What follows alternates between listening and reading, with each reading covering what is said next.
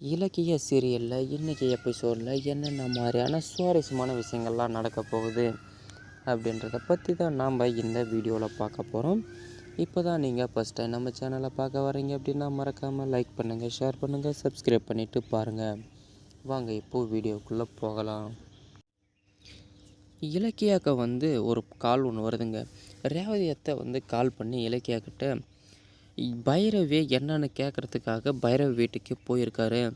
இங்கே நடந்த எல்லா விஷயத்தையும் தெரிஞ்சுக்கிட்டதுனால அங்கே ஒரு பெரிய பிரளயமே நடக்க போகுது. நீ முதல்ல அங்கே போய் என்ன விஷயம் நடந்துச்சுன்ட்டு பாரு அப்படின்னு சொல்லிட்டு நம்ம ரேவதி அத்தை இலக்கியா கிட்ட சொல்கிறாங்க. சரி, ஓகே, நான் உடனே போயிட்டு பார்க்குறேன் அப்படின்னு சொல்லிட்டு நேராக ஜானகியுடைய வீட்டுக்கு போகிறாங்க நம்ம இலக்கியா. போன உடனே அங்கே பார்த்தீங்க அப்படின்னா பயங்கரமான ஒரு சண்டை போயிட்டு இருக்குன்னு தாங்க சொல்லணும். கார்த்திக் பார்த்தீங்கன்னா 2 பேக்லையும் வச்சுருந்த பணத்தை மொத்தத்தை தூக்கி வீசி எறிஞ்சிட்டு, உங்கள் தயவால் கிடைச்ச எனக்கு எதுவும் தேவையில்லை, எனக்கு இலக்கியா மட்டுமே போதும், அவள் மட்டும் எனக்கு கிடைக்கல அப்படின்னா உங்களை மொத்த பேரையும் சும்மாவே விட மாட்டேன் அப்படின்னு சொல்லிட்டு மிரட்டிருக்காங்க. அந்த சமயத்தில் பார்த்தீங்கன்னா இலக்கியாவும் ஒரு மாசான ஒரு என்ட்ரி ஒன்று கொடுக்குறாங்க. இங்கே என்னங்க பண்ணிகிட்ருக்கீங்க, நீங்கள் முதல்ல வெளியே வாங்க போகலாம் அப்படின்னு சொல்லிட்டு கூப்பிடும் பொழுது பார்த்தீங்க அப்படின்னா, என்ன இலக்கியா, அங்கே நடந்தது, ஸ்கூலில் நடந்ததெல்லாம் உண்மையா அப்படின்னு சொல்லிட்டு கேட்குறாங்க.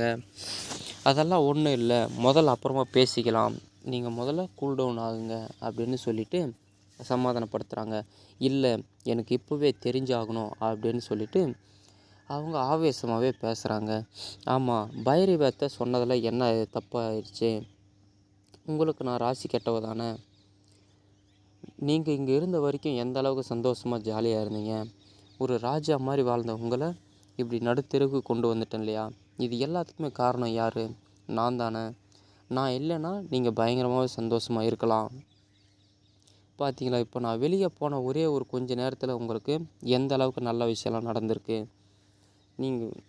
உங்களுக்கு இந்த 2 கோடி ரூபா கிடைக்க காரணமும் பார்த்தீங்கன்னா நம்ம பைரவி அத்தை தான், அவங்க சொன்னதில் என்ன தப்பு இருக்குது அப்படின்னு சொல்லிட்டு இலக்கியாவும் சொல்கிறாங்க.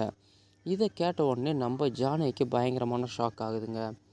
என்னம்மா முட்டாள்தனமாக பேசிகிட்ருக்க, என்ன தான் இருந்தாலும் அதுக்காக கட்டின புருஷனை விட்டுட்டு விலைக்கு போயிடுவியா, இது ஒரு குடும்ப பொண்ணுக்கு நல்லதில்லை, என்னம்மா பேசிகிட்ருக்க அப்படின்னு சொல்லிட்டு நம்ம ஜானகியும் அறிவுரை சொல்லிகிட்ருக்காங்க.